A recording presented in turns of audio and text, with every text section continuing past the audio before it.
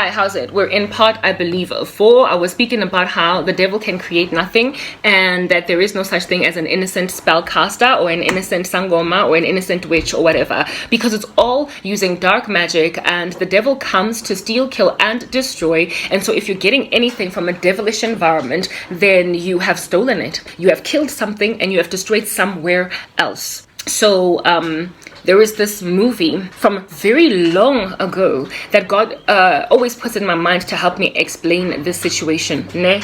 It's called The Button or something. It is a very ominous, eerie, old school movie where basically there is this like guy with half a face that has been chewed off or something that comes to the door of people that are struggling with a particular issue, right? And he's got this like button, this box that has a red button in the center of it. And he goes to the couple and says, I understand that your child is dying from leukemia in hospital, and the technology that is required in order to cure this baby of yours costs $500,000 US. Well, if you press this button today, you will get $1 million US so your baby can get cured. But understand that the what do you call this? The ramification of it, or the twist in this whole thing, the catch essentially is that somebody in a completely different location on Earth that you don't know, that you've never seen, is gonna die. They're gonna die, but you don't know them. And I mean, it's a huge temptation. Somebody's gonna die, you don't know them, so I mean, whatever. And so, Cameron Diaz goes and presses the button because she wants her baby healed or whatever. I forgot the plot of the story altogether,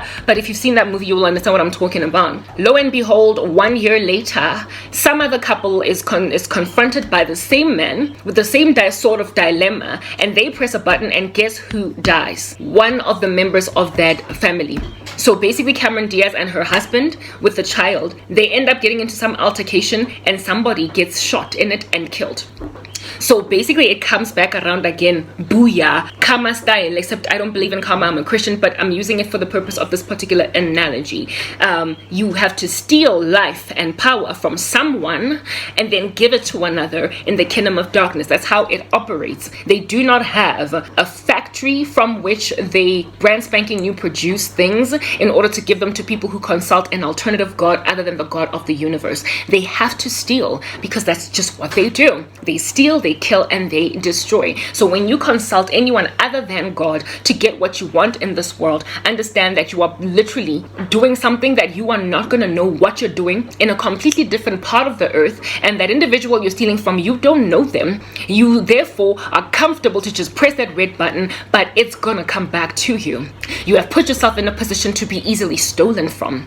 And so therefore, one day somebody's going to press the same button using a different sangoma, and now you're going to be the one that's going to lose the wife. You're going to be the one that's going to lose the child, the job that you did gain in an ill-gotten way, etc. I could go on.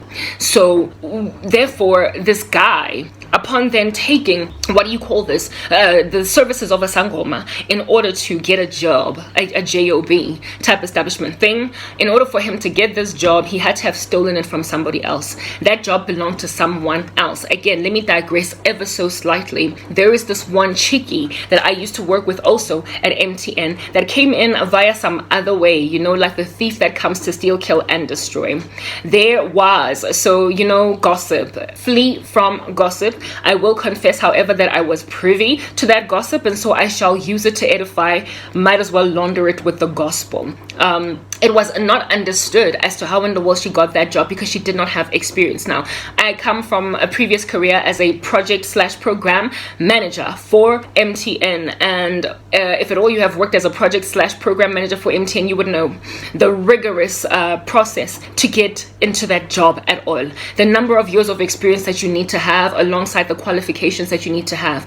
If at all you do not have a qualification, you would likely have had to shadow some person for 2-3 years before they will even consider you for an interview type establishment thing. Anyway, so it's not easy to get in, and on top of that, the degrees that they tend to require there are either a business degree or some kind of electrical engineering degree, etc. I could go on. So before I got promoted to project manager, I used to work as a program coordinator, and so I was basically an administrator for project management office.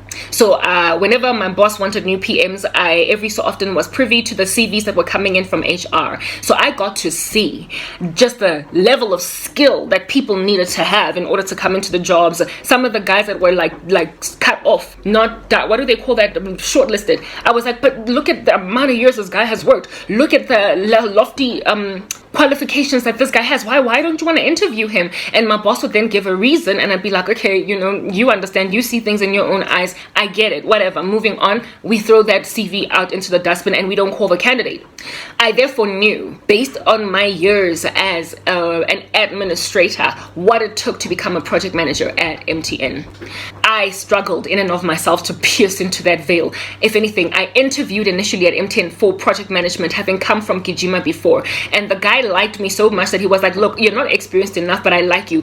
Do you mind taking a demotion? And then once you prove yourself a couple of months from now, then we'll see if we can promote you. I took it because I wanted to leave that former organization like desperately, because I for the life of me, I couldn't deal. Good thing, right?